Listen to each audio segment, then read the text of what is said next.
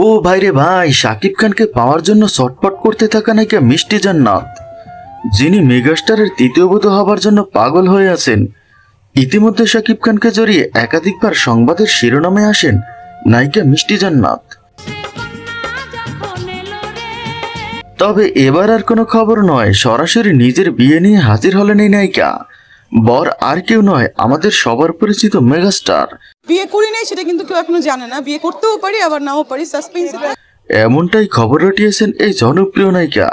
মিষ্টি জান্নাত অনেক জনপ্রিয় নায়িকা হলেও তার কোনো ফ্যান থাকার বিষয়টি নিশ্চিত হওয়া যায়নি। আপনারা কেউ তার ফ্যান হয়ে থাকলে কমেন্ট বক্সে জানাবেন প্লিজ। জাতি আপনাদের চাঁদ বদনখানা দেখতে চায়। সবার জন্য শুভকামনা। বাকি কথা হবে আগামী ভিডিওতে, তাই নতুন হলে চ্যানেলটি সাবস্ক্রাইব করে রাখুন।